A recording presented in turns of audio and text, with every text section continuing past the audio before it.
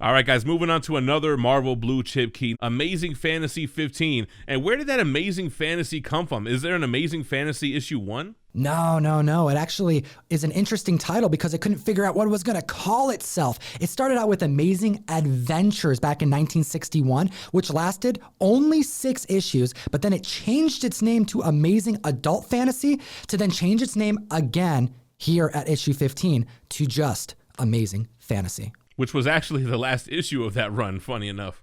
And considering that Ditko would be the one to design our web slinger, his initial cover art was actually decided by Stan Lee to not be good enough. He had more confidence in Jack Kirby, which is why we got the cover we got. We finally ended up getting Ditko's Amazing Fantasy 15 cover in the form of a variant, not only for a comic book for Amazing Spider-Man 700, but also for the Superior Spider-Man Oversized Hardcover Volume 1.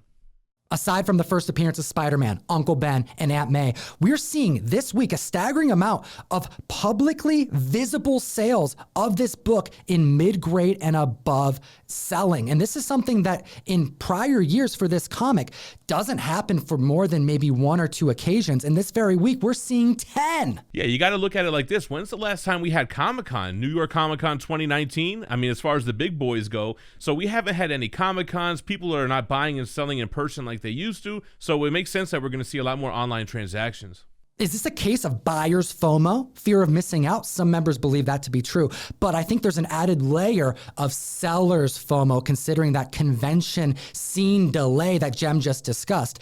Back in 2020 March, the 9.4 all-time record was $795,000 for this issue, and that was outdone back in January when we reported a $1.2 million sale. Yeah, when you have a monster sale like that in a high grade, you know the trickle down is going to be felt throughout all the lower grades. Starting out with that 3.0, hitting $23,500 back in February, up 28%, $1 short of $30,000. And the 6.0, going for $66,000 back in November 2020, up 46%, selling for an easy $96K.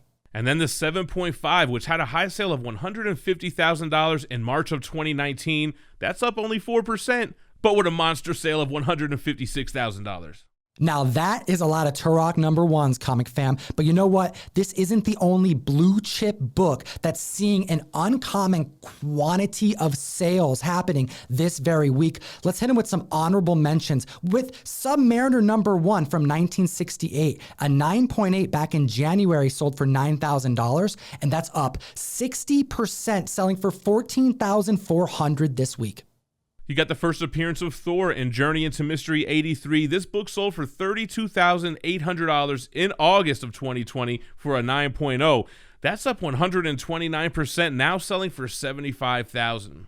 X-Men #1, we've been reporting on this book constantly. Back in November for an 8.5, you could pick this up for $56,000. This week it's up 39%, selling for $78K. Then we got the Poor Man X-Men 1 3 times removed with X-Men 94. Now a CGC 9.8 hadn't sold since 2010, and even back then it went for $29,589.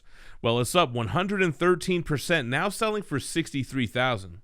Then we have the first Marvel family, FF1, Fantastic Thor #1, graded at a 9.0 back in 2016. Haven't seen this sell in a while. Went for $165,000 then, and now up 60%, selling for $264,000.